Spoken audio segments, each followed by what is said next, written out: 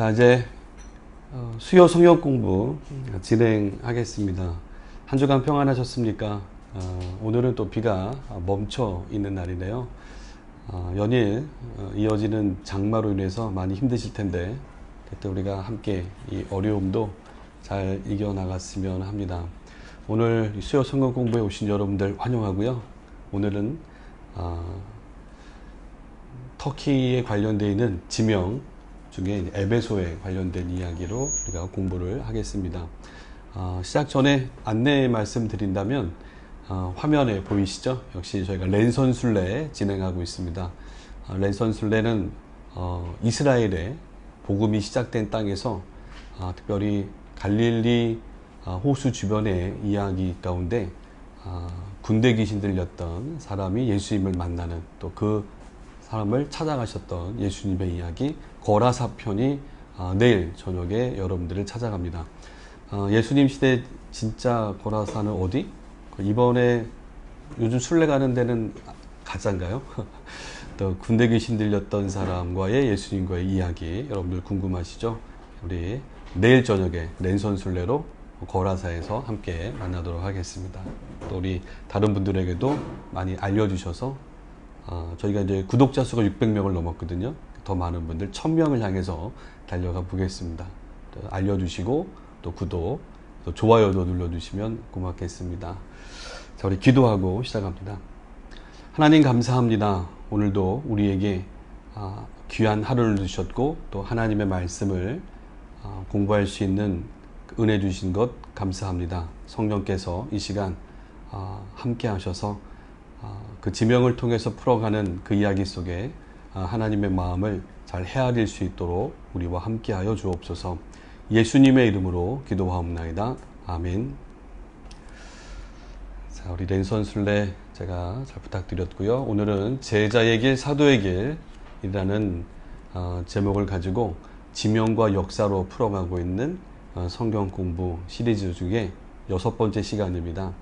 벌써 6번째네요. 다음이 이제 마지막입니다. 자, 오늘은 에베소의 이야기인데요. 저희가 에베소 풀어가기 전에 여러분들 혹시 잊어버리셨나요? 터키 시간이니까 터키는 인사마 메르하바 하면 안녕하세요 라고 했죠. 전사님 메르하바. 네, 안녕하세요. 반갑습니다.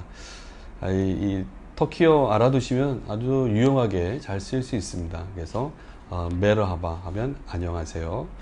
하나 더 가르쳐 드렸었는데 좋은 아침입니다 하면 günaydın, günaydın 하면 좋은 아침입니다. 이렇게 서로 아침 인사를 터키어로 할 수 있으면 참 좋겠죠. 이렇게 준비하고 가셔야 또 현장에 가시면 좋습니다. 자, 오늘 우리가 에베소에 관련된 말씀을 공부하실 텐데요. 오늘은 본문이 3개인데요. 특별히 요한계시록의 2장 4절부터 5절의 말씀을 먼저 읽고 또 중간에 같이 이어가겠습니다. 함께 읽으실까요? 그러나 너를 책망할 것이 있나니 너의 처음 사랑을 버렸느니라. 그러므로 어디서 떨어졌는지 생각하고 회개하여 처음 행위를 가지라. 요한계시록 요한 사도를 통해서 하나님이 주신 말씀을 중심으로 해서 사도행전과 요한일서의 이야기로 오늘 에베소에 관련된 이야기를 한번 풀어가 보겠습니다. 여러분들 받으신 그 자료를 보시면 오늘도 좀 분량이 좀 많죠. 이 자료 앞부분에 항상 지리, 지명, 역사 이야기가 있는데요. 어떤 분이 문자 주셨어요. 좀 어렵다라고 얘기도 하시고 역사가 재미없어요 라고 하시는데 그래도 역사는 여러분들이 좀 꾸준히 들으셔야 합니다. 역사를 통해서 또 우리 과거의 모습도 들여다볼 수 있는 것이고 그 현장의 이야기, 그 배경의 이야기가 우리가 이해가 돼야 그 배경 속에서 또 역사하셨던 또 성경의 인물들 또 하나님의 마음을 헤아려 보는데 도움이 되겠죠. 자, 여러분들 이제 에베소로 한번 떠나면서 에베소의 그 지명 한번 보겠습니다. 에베소는 시대에 따라서 그 지명의 이름이 조금씩 바뀌고 있는 모습을 봤죠. 뭐 다른 도시도 마찬가지겠습니다만 에베소, 에페소스라고 부르는 곳인데요. 주전 2000년경입니다. 물론 사람들이 거주하기 시작한 것은 역사 부분에서 다시 말씀드리겠습니다만 5, 6천 년 전부터 주전 그러니까 신석기 때부터 사람들은 거주했었다라고 합니다만, 역사학자들의 그런 보고에 의하면 주전 2000년경에는 이 히타이트 성경에 해족속이 등장하잖아요. 이 소아시아 지역에는 역시 히타이트가 강자였습니다. 히타이트가 지배하고 있을 때에 그 소아시아의 서부 지역이 바로 이 아르자와 왕국이 있었어요. 오늘날의 에베소라고 하는 그 지역이 이 아르자와 왕국의 중심 도시였다. 어떤 분은 수도라고도 얘기합니다만, 그때 아파사스라고 불렀다는 거죠. 어떤 책에는 뭐 아파소스라고도 부르는데 발음의 차이인 거죠. 그래서 아파사스라고 불리었던 것, 꿀벌 혹은 대지의 어머니, 땅의 어머니 여신의 도시다. 그래서 데모신이라고 부르죠. 그래서 이 땅의 어머니, 느껴지는 게 있으시죠? 풍요와 다산을 상징했던 아주 오래전부터 소아시아 전역에서 숭배가 됐던 이 아데미 여신에 대한 이야기인데요. 근데 그걸 상징하는 도시의 이름이 바로 에베소 아빠사스였다라고 불렀다는 거죠. 자, 이렇게 오다가 주전 1200년경부터 이 도시나 왕국이 건설될 때는 항상 거기에 이제 설화, 전설 같은 게 따라오게 되죠. 유럽이니까 이제 그리스 신화에 대한 이야기가 언급되지 않을 수가 없는데요. 역사가들도 그런 전승 이 그리스 신화들을 또 인용해서 그 도시의 이름을 좀 풀어갑니다. 이 역사가 타키투스도 주전 1200년경에 이 그리스 사람들이 소아시아 지역으로 들어온다. 이 말은 이 히타이트 족속이 무너지고 아르자와 왕국이 무너지면서 그리스에 사람들이 들어와서 그들의 도시국가를 건설했는데, 바로 그때 이오니아라고 하는 도시국가가 형성이 되면서 에페소스, 오늘의 지명이 만들어졌다라고 얘기하는 거예요. 그 뜻은 인내라고 합니다. 그래서 이오니아 도시국가가 형성되기 전에는 이 원시 부족 사람들, 아마존 부족 사람들이 머물렀다라고 해서 아마존 그 부족의 여왕의 이름을 따서 그 말에서 어원이 된다라고 불렀었는데요. 이 아파사스라고 하는 말이 주전 1200년경에 그리스 이오니아 사람들이 들어와서 에페소스라 불렸다. 인내라는 뜻을 갖고 있습니다. 자, 그러다가 오랫동안 이 에페소스라고 하는 이름으로 불러왔어요. 하지만 역시 천년경, 주후 천년입니다. 비잔틴 시대가 이제 거의 끝무렵이죠. 쇠퇴기로 접어들 때 바로 셀주크 투르크가 그 땅을 점령하게 되죠. 이때는 셀주크 투르크는 그 땅 에베소 지역을 점령하고 나서 룸 술탄국이다 이렇게 불렀어요. 그래서 룸 술탄국이라는 것은 옛 로마 제국의 도시였다라고 하는 의미를 갖고 있어요. 이렇게 이제 불리웠다가 이 십자군 시대입니다. 잠깐 십자군들이 들어와서 이 에베소 지역, 해안가 지역을 좀 탈환하게 되는데요. 이때는 이제 아야슬룩이다 불렀어요. 역시 아야슬룩 하면 연상되는 게 뭐 아야소피아 이렇게 여러분들 기억하실 텐데, 하기오스, 테올로고스라고 하는 이 성자 요한을 가리키는 겁니다. 그래서 거룩한 성자 요한을 의미하는 십자군 시대의 의미의 말로 잠깐 바뀌었다가 다시 오스만 터키 들어오면서부터는 그 지명 이름이 아야슬룩이라는 말 혹은 에페소스라고 하는 말로 같이 통용이 되고 있었던 거죠. 그만큼 이 사도 요한의 장소를 기억하면서 이 십자군 시대 때, 중세 때부터는 그 장소를 아야슬룩이라고도 불렀다는 거 여러분들이 기억하시면 좋겠죠. 자, 이제 최근 오늘날로 들어오면서 1923년에 터키 공화국이 들었었잖아요. 이때 오늘날 터키는 셀축이라고 하는 지명으로 이름을 바꿨습니다. 물론 이제 고대 도시 유적지는 에페스라고 부르죠. 그래서 터키의 셀축으로 가면 그 셀축이라고 하는 도시 안에 고대 아주 오래전부터 있어 왔던 유적지 에페스가 있는 겁니다. 이렇게 여러분들이 이해하시면 되겠죠. 오늘날은 보통 셀축이라고 하는 도시 안에 있는 세계 자연유산, 문화유산으로 등재가 되어 있는 고대 유적지 에페스를 얘기한다. 이 에페스 여러분들 되게 유명합니다. 뭐로 유명하냐면 맥주로 유명하죠. 은혜가 되지 않죠. 어쨌든 순례를 가시면 이 터키의 가장 유명한 맥주는 이 에페스입니다. 이 명칭을 그대로 쓰기 때문에 제가 말씀드린 거예요. 자, 이제 오늘 지도를 보시면 여러분들 위치를 좀 잘 보시면 오늘날 터키 지도를 보고 계시죠? 삼변이 바다로 돼 있다. 계속 제가 언급하고 있죠. 북쪽에는 흑해가 있고 서쪽에는 에게해가 있고 남쪽에는 지중해가 바다가 있는 거예요.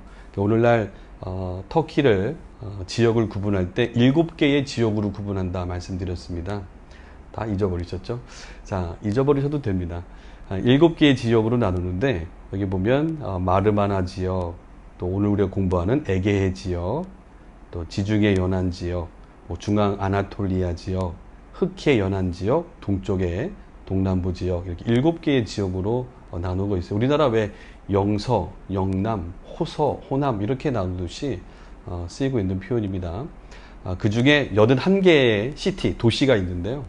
그 중에 하나가 셀축이다라고 보시면 되겠죠. 자, 오늘 고대 도시 에베소의 바로 에게 연안 지역에 있는 도시다. 여러분들 지금 눈으로 보시는 것처럼 해안가 쪽에 있는 도시였다. 이렇게 보시면 되겠습니다.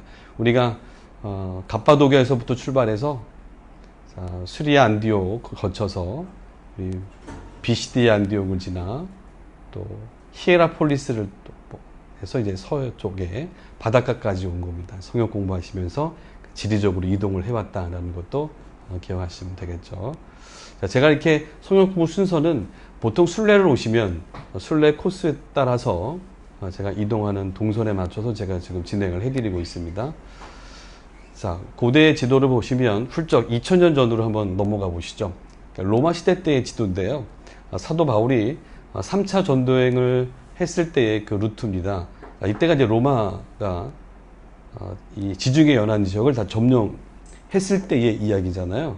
여러분들 여기 보시면 이 지리적인 면에서 이 에베소는 지금 제가 포인트로 가리키고 있는 지역이 역시 아시아 땅입니다. 소아시아와 이스라엘, 예루살렘에 있는 쪽은 전부 다 동양이 되겠죠. 아시아 지역이 되겠고, 에게해를 건너가면 이쪽에 그리스가 시작되는데요. 마케도니아, 아가야 지방부터 해서 여기는 유럽이 됩니다. 서양이 되겠죠. 그래서 서양과 동양, 아시아와 유럽을 연결해 줄 수 있는 그 길목에 있는 도시가 에베소였다라는 말씀을 드리는 거예요. 이 길로 사도 바울도 그의 일행들과 함께 복음을 전했던 그 도로상에 있었던 큰 도시가 에베소였다. 자세히 보시면 우리가 지금 성역 공부를 했던 도시들이 다 대도시들입니다. 그래서 사도 바울의 선교에 있어서 그 당시 로마 가도 큰 도로들을 이용하고 해상 루트, 바닷길이 잘 열려 있었던 그 핵심적인 도시들을 중심으로 해서 복음은 전파됐고, 사도 바울도 이런 도시들을 중심으로 해서 선교 사역에 매진했던 걸 볼 수가 있죠. 지금 여러분들 보시는 이 에베소는 굉장히 그리스 로마로 가는데 또 해상 무역을 통해서 또 사람들이 이동함에 있어서 굉장히 중요한 장소가 되게 했습니다. 그래서 서쪽과 동쪽을 아우를 수 있는 되게 중요한 장소였다. 이렇게 보시면 되겠죠. 그래서 이 에베소라고 하는 지역은 굉장히 중요하게 봤던 걸 볼 수가 있습니다. 여러분들이 지도로 한번 그 위치를 보시라라는 말씀을 드렸던 거예요. 안녕하세요. 자, 지금 제가 어느 한 장소에 가서 사진을 찍은 건데요. 이거는 이제 순례하다 보면 가끔 이렇게 찍어서 저한테 여기가 어디죠? 이렇게 물어보시는 분들이 많아요. 이거는 에베소에 있는 그 아야술룩이라고 아까 말씀드렸던 사도 요한이 그곳에서 사역을 하시고 또 돌아가셨던 무덤에 세워진 교회가 있습니다. 요한 기념교회에 가면 이런 돌로 만들어 놓은 지도를 여러분들이 볼 수가 있어요. 자, 제가 이걸 꺼내든 이유는 여러분들 그 자료를 받으신 분들은 그 지리적이고 역사적인 부분을 보면 이 에베소라고 하는 도시에 저기 이제 빨갛게 표현된 곳이 에베소예요. 그리고 옆에는 아주 고대의 초창기 때 만들어졌던 아야술룩이라고 하는 에베소 도시가 있었던 곳이에요. 이따 역사 시간에 다시 한번 제가 말씀드리겠습니다만, 자, 여기 지금 바닷가입니다. 에게해 바다예요. 에게해 바다에서 바닷물이 그 당시에 여기까지 들어왔었다라는 거예요. 희미하게 파란색 선이 보이실 거예요. 여기까지는 다 바다였다라는 거죠. 이쪽 지대가 이 에게해 바닷물이 들어올 만큼 낮은 지역이었습니다. 자, 그래서 여기를 좀 더 깊게 파들어가면서 로마 때는 항구가 바닷물이 여기까지 들어올 수 있도록 연결해주고 있었죠. 제가 이 지금 사진을 보여드리는 이유는, 자, 여기 제 앞에 보시면 바다가 있어요. 바다 옆에 좌우로 보면 강이 있고 산이 있습니다. 예, 산이 보이실 거예요. 자, 홍수가 나면 여기 이제 강이 하나 흘러가죠. 요 홍수해서 범람이 되면, 우리도 지금 홍수 때문에 좀 어렵잖아요. 범람하면 이쪽으로 토사가 쓸려 내려오는 거예요. 입구 쪽으로.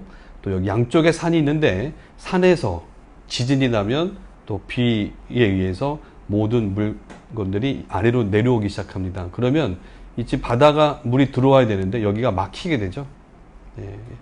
이러면서 이제 도시가 항구의 기능을 잃게 되면서 이 에베소는 역사 속에서 점점 사라져간 거죠. 그래서 여러분들 이 도시 구조가 오늘날 가서 보시면 바다예요. 여기는 쿠사다시라고 하는 큰 이제 항구 도시가 있습니다만, 이 바다가 사도 바울이 사역할 때만 해도 여기 다 바다였습니다. 이 앞에까지는 전부 바다였다라는 거예요. 바다 물이 여기 들어와 있었고, 고대 사람들이 도시를 세울 때는 먼저 여기다 세웠습니다. 언덕 위에다가. 여기가 이제 아야술록이라고 부르고 있는 요한 기념교회가 있는 자리가 애초에 이 에베소 도시가 만들어졌던 곳이에요. 하지만 주전 2, 3세기 헬라 사람들, 헬라 제국이 들어오면서 도시를 안쪽으로 옮깁니다. 여기 보면 피온산이 있어요. 피온산이 있고 그 뒤로 큰 산이 하나 지나가거든요. 산과 산 사이 움푹 들어간 곳에 도시를 다시 건설합니다. 리키마우스라고 하는 알렉산더 대왕의 휘하 장군이죠. 이 지역을 다스리면서 여기다가 오늘의 그 도시를 건설했다라고 보시면 되는 거죠. 그러니까 여러분들이 혹시 역사책, 이 에베소 도시의 기원과 관련된 책을 보시다 보면 최초에 만들어진 자리는 요 부근이었습니다. 여기가 해안가였다는 거예요. 여기 지금 하얗게 희미하게 지금 선이 보이실 때 여기까지 바닷물이 들어왔었다는 거죠. 요 해안 주변에 도시를 만들었었다. 지형적인 걸 여러분들이 좀 보시면 좀 이해가 되실 것 같습니다. 자, 우리 역사로 이제 좀 들어가 보겠는데요. 여러분들 역사 어려워하셔도 보셔야 됩니다. 저도 어렵습니다. 자, 이게 주전 2000년 전의 이야기의 지도예요. 자, 이 소아시아라고 불렸던 거는 이제 주로 로마 시대 때에 불려진 명칭이라면, 자, 그 시간에 예전엔 여기는 아나톨리아라 불렀어요. 아나톨리아. 자, 해가 떠오르는 곳이다. 동쪽이다. 이렇게 표현됐던 아나톨리아. 자, 이 지역에 아주 힘센 제국은 역시 하티, 성경에는 여기 해쪽속입니다. 해쪽속인데요. 해쪽속이 이 소아시아 지역을 점령하고 또 키워가고 있을 때 서쪽입니다. 이 서쪽에 자리하고 있었던 왕국이 아르자와라고 하는 왕국이 있었고, 아르자와 왕국의 도시 혹은 중심 도시이자 수도가 바로 아파사스라고 불렸던 도시였다라는 거 여러분들이 역사 속에서 그렇게 언급되면 되는데요. 주전 2000경 전에 지도입니다만 그 이전부터 사람들이 거주했었다라는 것을 여러분들이 기억을 하셔야 됩니다. 자, 요 주변에 사람들이 거주하고 있었고, 그 당시에는 아까 말씀드렸던 사도 요한이 머물렀던 그 언덕 아래가 해안가였기 때문에 그 해안가 지역의 사람들이 여러 이제 부족 사회를 이루면서 거주하고 있었겠죠. 거기를 고고학자들은 추큐리치라는 어느 단어를 쓰고 있습니다. 거기서 유적이 발굴됐기 때문에 그러는 거예요. 지금은 가면 거기가 해안가가 아니기 때문에 많이 여러분들이 어려워하시는데 아주 오래전의 이야기이기 때문에 그렇습니다. 자, 여기에 바로 누가 들어오냐면 그리스 전승에 의하면 주전 역시 1400년, 1500년 경에, 자, 여기 지금 여기가 그리스 땅이고요. 지금 제가 포인트로 가르쳐 준 지역이 이제 터키 땅이에요. 자, 여기 지금 빨갛게 되어 있는 쪽이 바로 에베소를 가리키는데 여기 전부 섬입니다. 섬나라들이에요. 우리 서해안이랑 비슷해요. 섬이 굉장히 많습니다. 섬 아래쪽에 보면 크레타 섬이 있어요. 이 유럽 문명의 시작이라 불리우는 크레타 섬입니다. 이 크레타 섬을 중심으로 해서 바로 크레타 문명이 일어나는 거예요. 이 유럽 사회의 원조입니다. 자, 이 크레타 문명이 여기서 발생을 하는데 어쨌든 어떻게 망했는지 정확하게는 언급이 되지 않습니다만 화산 폭발, 지진으로 인해서 또 여기 미케네 사람들이 쳐들어와서 멸망을 했다. 이런 얘기가 있습니다만 이 크레타 문명의 사람들이 이 문명이 멸망하기 직전에 이 바다 건너옵니다. 이게 예수님 주전 1500년 전의 이야기예요. 자, 이렇게 건너오는 거예요. 이 건너와서 요 어딘가에 도시를 만들었다. 그리고 그 도시의 이름을 아파사스라 불렀는데 이 부족을 아마존의 원시 부족이다. 이렇게 얘기하는 겁니다. 그 사람들이 여기 출신이었다라고 보는 거예요. 자, 이게 타키투스에 의하면 그렇게 설명을 해가고 있고 그것은 유럽 사회에서는 그렇게 도시의 전승을 그대로 받아들이고 있는 거죠. 또 역사가 우리 헤로도토스도 여기에 그렇게 이야기를 이어가고 있습니다. 어쨌든 이 쪽에서 이 미노스 사람들이 소아시아 지역으로 들어와서 도시국가를 형성하면서 도시를 세웠는데 그게 아파사스다라는 도시가 생겼다는 거예요. 자, 이 사람들이 이 영화에도 많이 언급이 됩니다만 여러분들 제가 좋아하는 원더우먼 자, 이 여인들입니다. 아주 여전사들을 가리키는 거죠. 그래서 그리스 신화에 등장하고 있는 전쟁이진 아레스와 또 미의 여신 아프로디테 혹은 에로스가 만나서 후손을 낳았는데 그 후손들 여인들이 바로 이 부족을 이루면서 여전사들이 됐다라는 이야기가 있는 거예요. 이렇게 해서 이제 도시의 역사를 풀어가는 걸 볼 수가 있습니다. 이들이 이제 아시아, 소아시아 쪽으로 들어왔다라는 거. 이들이 와서 처음 정착한 지역이 여러분들 여기 흑해 지역입니다. 흑해. 오늘날 터키의 북쪽에 러시아하고 맞대고 있는 지역들인데 요 주변, 흑해 주변에 도시를 만들었대요. 이 만들면서 처음 정착을 하다가 이 여전사들이 어디로 내려오냐면 아래쪽으로 확장해 내려옵니다. 그래서 아르자와 왕국이 있었던 오늘날 서쪽 지역에 정착을 하면서 도시 아파사스가 건설이 됐다라고 얘기를 하고 있는 거죠. 자, 역시 히타이트가 왕성할 때는 이 아르자와 왕국까지 전부 다 다스리게 됩니다. 자, 여기 제가 지금 보여드리고 있는 것은 혹시 보이시는지 모르겠어요. 여기 아파사스라고 여기 지명에 표기가 됩니다. 그래서 주전 1400년 전, 1200년경 이렇게 시기를 오고 가면서 여기에 도시 이름이 형성되어 있었다라는 것 여러분들이 기억해 보시면 되겠죠. 자, 이렇게 해서 고대 주전 1400년, 1500년 전에 이 도시가 생겨 있었다라는 거 여러분들이 보시고 그 지역에 주전 1200년경에 제가 말씀드린 것처럼 이 땅에 그리스 사람들이 들어왔다라고 말씀드리는 거예요. 자, 그리스 사람들이 들어오면서 이 왕국을 만들어 놓는 거죠. 자, 우리가 잘 알고 있는 폰토스부터 갑바도기아, 갈라디아, 여기 다 왕국들이 형성이 되는 겁니다. 여기 보시면 이오니아라고 하는, 여기 특히 요 섬 지역, 서해안 지역이다. 이렇게 이해하시면 되겠죠. 터키의 서해안 지역에 해안가를 중심으로 해서 에베소, 트로이, 밀레토스, 로도스, 많은 섬들이 전부 다 이오니아 사람들의 영토였다라고 보시면 됩니다. 이오니아라는 거예요. 그리고 이오니아는 이 서부 해안가 지역의 왕국들의 이름이었다라고 보시면 됩니다. 그때도 역시 아파소스라고 하는 이름을 에페소스라고 부르기 시작하면서 헬라어로 인네라고 하는 이름으로 이제 불려지게 됐다는 것이죠. 자, 이렇게 소아시아 지역, 아나톨리아 지역은 원시 부족민들보다는 주변의 강한 제국들에 의해서 약탈당하는 거예요. 지배를 받게 되는 거예요. 이 지정학적인 위치라는 표현을 자주 씁니다. 그래서 땅이 워낙 좋은데 위치도 좋기 때문에 주변에 강자들이 와서 그 땅을 빼앗았던 거죠. 그러니까 오늘날 터키는 가서 보시면 전부 그리스 사람들의 혈통이 많다. 이렇게 보시면 좋습니다. 우리나라도 뭐 사실 여기서 비껴갈 수 없는 거죠. 자, 여기는 이제 자료에 보시면 주전 6세기부터 이 왕국들 중에 가장 강성했던 왕국이 리디아 왕국입니다. 리디아 왕국이 가장 번성할 때의 지도인데요. 역시 이때는 리디아 왕국의 지배를 받게 되었다라는 표현이에요. 이 리디아 왕국에 여러분들 유명한 왕이 있죠. 크로이소스라고 하는 왕이 많은 비용을 들어서 이 에베소라고 하는 도시의 신전을 또 지었던 이야기도 있습니다. 그만큼 이 리디아 왕국의 통치를 받게 될 때도 역시 에페소스 그대로 사용하고 있었던 거죠.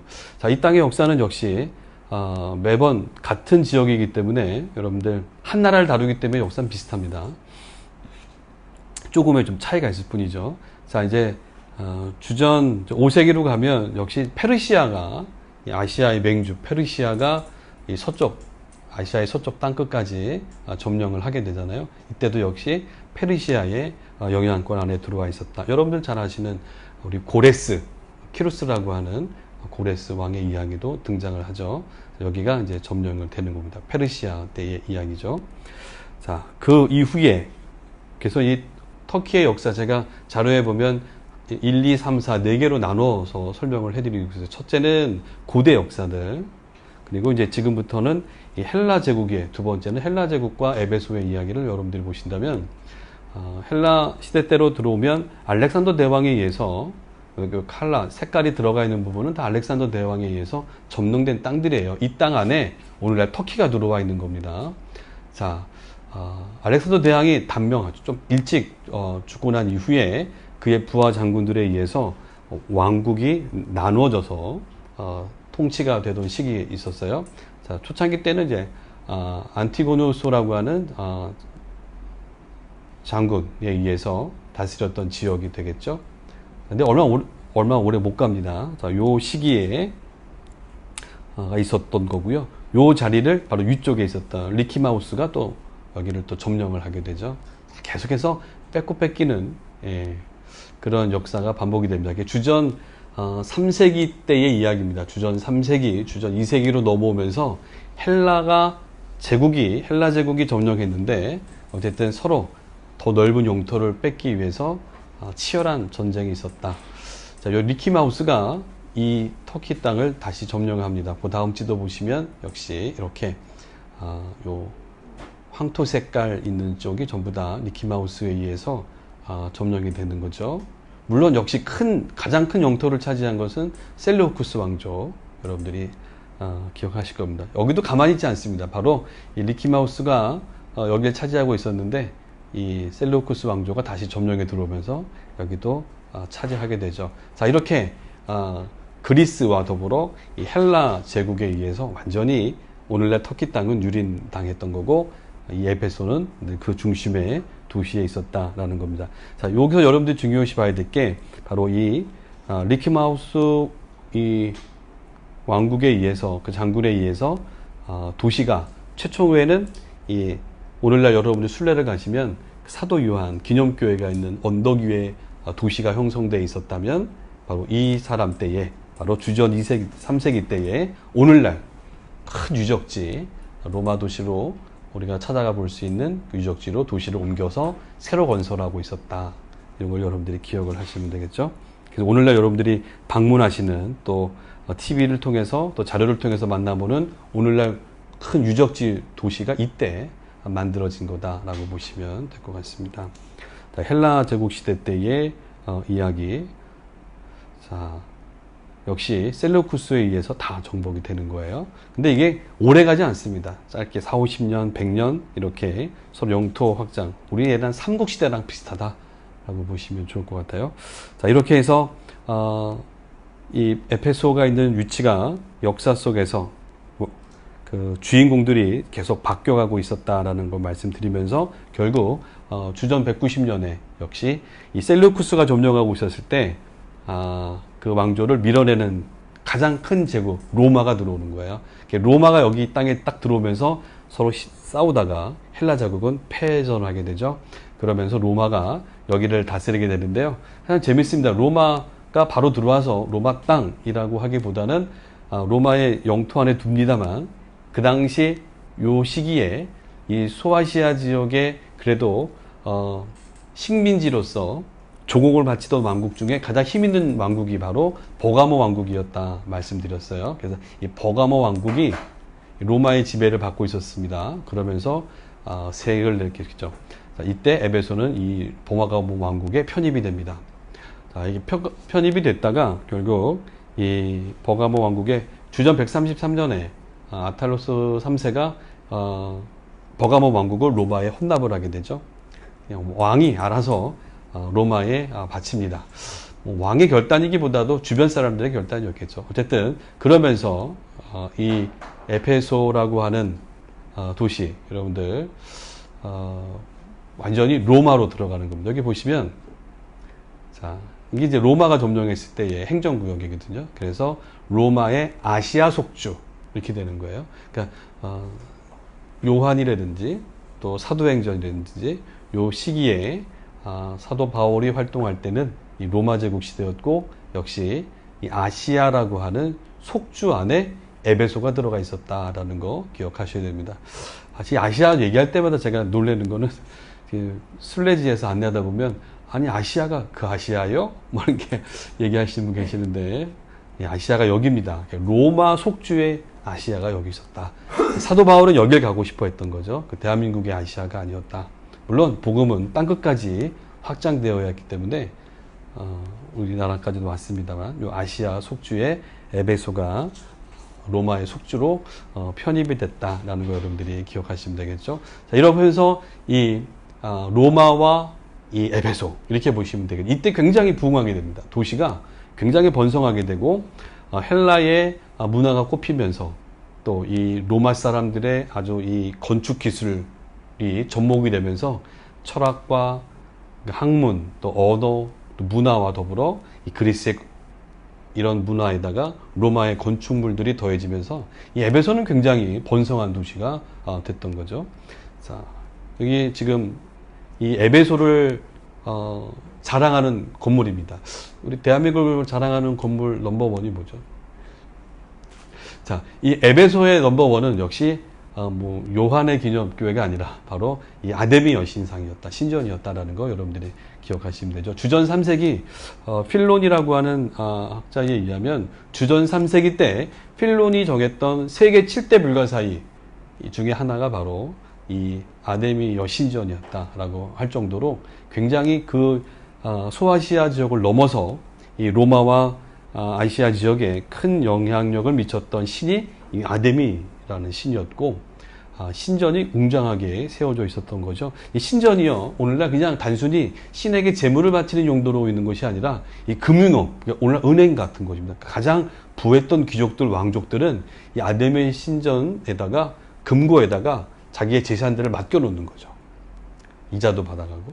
어쨌든 이렇게 해서 금융업도 굉장히 활성화됐던 신전들의 역할이 그랬다라는 거예요. 그러니까 오늘날 우리가 생각하고 있는 신전의 개념과 다른 예수님 시대의 로마 시대의 이야기를 여러분들이 기억하신다면 왜 기독교인들이 복음을 전하기가 어려웠는지도 좀 이해해 볼 수가 있겠죠. 이렇게 신전 중심으로 살아갔다. 그리고 로마는 이 땅을 점령하면서 이 신들을 그대로 수용했다라고 여러분들이 보셔야 합니다. 그래서 이 로마가 들어서면서 이 에베소는 굉장히 번성한 국제적인 상업도시로 발전해 갈 수 있었다. 특별히 로마의 주전 27년에 여러분들 아시는 이 아우구스투스라고 하는 황제에 의해서 도시는 더 큰 역할을 하게 되는 거죠. 로마의 속주, 아시아 속주의 수도로 되면서 전체 소아시아를 관장할 수 있는 큰 도시로 만들어갔다. 국제적인 이 상업도시로 각광을 받았고 주후 1세기 이 경우에는 인구가 50만 명 이상 되는 우리 수리 안디옥 교회하고 버금가는 굉장히 큰 도시가 만들어져 있었다라고 보시면 돼요. 그래서 로마 제국의 4대 도시를 뽑아라. 우리 그 로마 제국의 3대 도시가 있었죠. 로마와 알렉산드리아, 이집트의 알렉산드리아, 수리아 안디옥 요 세 도시가 있었다면 좀 이후에 번성했던 그 대열에 합류한 도시 4대 도시로 들어왔던 도시가 바로 이 에베소입니다. 에베소스. 그만큼 문화가 번성했던 그만큼 기독교 신앙인들이 자리매김하기에는 많은 어려움들이 많았던 지역이 이곳이었다. 이렇게 우리가 이해해 볼 수 있겠죠. 자, 여기는 뭐 이 금융업이 발달됐다고 말씀드렸는데 에베소 그 강 입구 쪽에서 그 대리석이 또 발굴되는 바람에 산업이 또 잘 됐고, 특별히 여기 이제 가죽 산업이 잘 됐다. 그래서 이번에 순례를 가시면 에베소에서 뭐 하시죠? 가죽 자켓. 저도 많이 입었습니다만 가죽. 그 가죽을 기웠던 사람이 바울이죠. 브리스글라와 아굴라. 결국에 천막 깁는 일을 했다라고 하면 우리는 우리나라 천막 재질을 생각하는데 그렇지 않습니다. 전부 다 양가죽입니다. 가죽을 말려서 그것으로 천막을 깁고 옷을 입었던, 이걸 만들었던 사람들이 바로 바울이었던 거죠. 이 가죽 산업이 발달했던 지역들이 바로 에베소 지역이었다라는 거죠. 근데 또 하나 우리가 놓쳐서는 안 될 것이 이 주전 44년경에 돌라벨라라고 하는 이 율리우스 카이사랴 황제의 측근이었던 사람이 바로 유대인들이 많이 거주했던 지역이 에베소입니다. 이 에베소에 거주했던 유대인들에게 특별 시민권, 그러니까 로마의 시민으로는 아니지만 거주하는 지역에 있기 때문에 유대인들이 편안하게 자유롭게 상거래하고 매매할 수 있도록 그들에게 시민권에 부합하는 그런 권리를 줬다라는 거죠. 이것에 있어서 많은 학자들이 한 목소리로 이야기를 하고 있습니다. 그만큼 유대인들도 여기서 거주하기가 쉬웠던 것이죠. 매매하고 거주하기에 괜찮았던 도시가 에베소였다라는 것을 우리가 볼 수가 있죠. 바로 그 시기에 사도 바울의 2차, 3차 전도 여행의 아주 핵심적인 장소 에베소가 됐던 겁니다. 자, 그러니까 사도 바울 일행이 유대인들이 거주하기에는 그렇게 로마만큼 까다롭지 않았던 그런 도시가 이 에베소였다라고 볼 수 있겠죠. 자, 여기 제가 앞서 보여드렸던 그 위치, 지도, 에베소의 지도. 그래서 앞에 강이 있고 그 당시에는 여기까지 물이 들어와 있었다라는 거 기억해 주시고요. 자, 요한 기념교회가 있는 아야술룩에서 한 1.2km 산 쪽으로 가면 바로 이곳에 피온산 자락에 오늘날 에베소 유적 도시가 들어와 있다라는 거 기억해 주시고, 그 당시 물이 여기까지 입구가 들어왔거든요. 그러니까 배를 타고 여기까지 들어오는 항구로 가는 도로가 형성돼 있었던 유적을 이제 잠시 후에 여러분들 만나 보실 겁니다. 자, 이렇게 이후의 역사 얘기. 자, 그래서 첫 번째는 고대 왕국 시대, 그 다음에 헬라 제국 시대의 에베소, 세 번째는 로마 제국과 에베소를 봤다면 이제 점점 흥할 때가 있으면 망할 때가 있지 않습니까? 역시 이 문화가 쇠퇴하기 시작하죠. 그래서 주 3세기 때는 물론 이제 로마가 다스리고 있었습니다만 역사학자들의 이야기에는 이민족 동고트족이 여기를 침략을 했었다고 그래요. 그러면서 한번 쇠퇴를 맞는 그런 시점이 이때부터였다라고 이야기를 합니다. 자, 그럼에도 불구하고 여기는 역시 굉장히 번성한 도시였으면은 틀림이 없었다라는 거고요. 이 지도는 비잔틴 시대 지도입니다. 비잔틴 시대라고 하면 주 3세기부터를 얘기하는 거예요. 3, 4세기.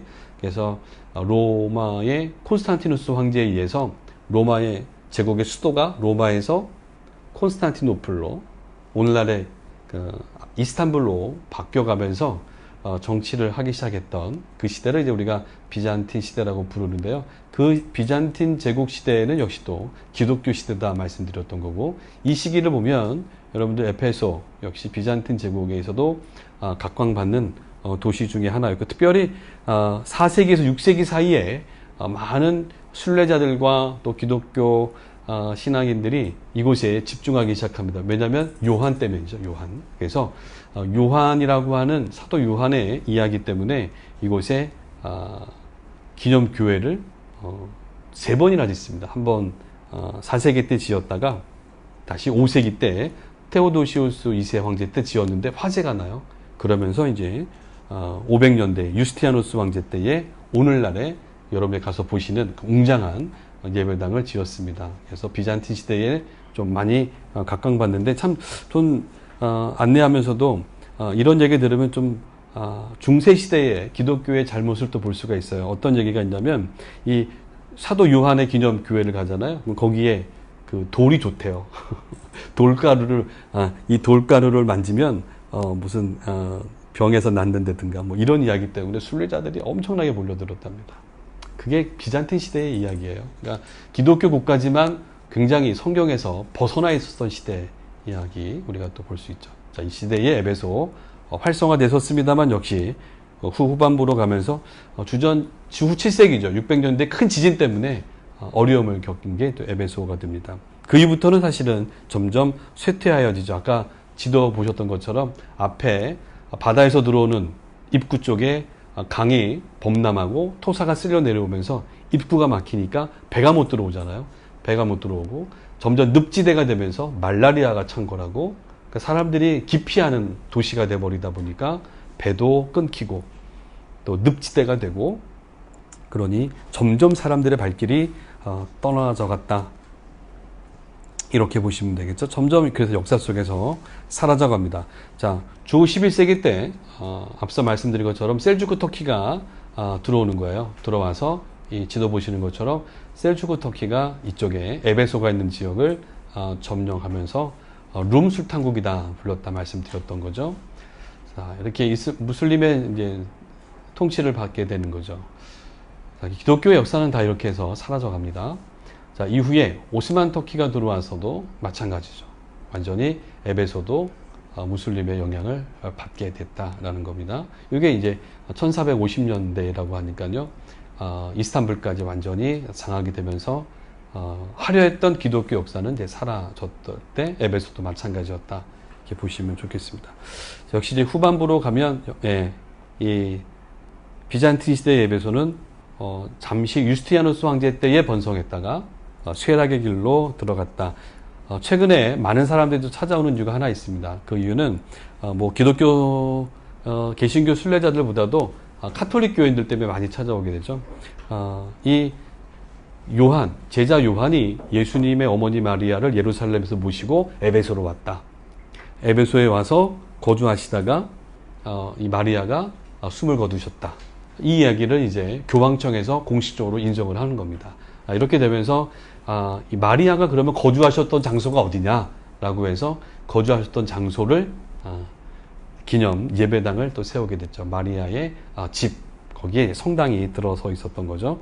그래서 최근에 1880년대부터 복원 발굴 작업에 들어갔고 지금은 기념 예배당과 동상이 세워져 있는 장소로 이 카톨릭 교인들은 반드시 여기 와서 순례하는 지역인데 우리 개신교인들은 잘 가지 않습니다만 카톨릭 교인들이 많이 방문하고 있는 곳이기 때문에 여러분들 크루즈가 여기 들어옵니다. 그래서 지중해 연안 크루즈를 타면 이 유럽에 있는 많은 이 카톨릭 신자가 워낙 많기 때문에 크루즈가 바로 이스탄불에 갔다가 이 에베소에 들어오면 전부 다 여기 마리아의 기념 집터로 가서 또 예배를 드리고 또 가는 거죠.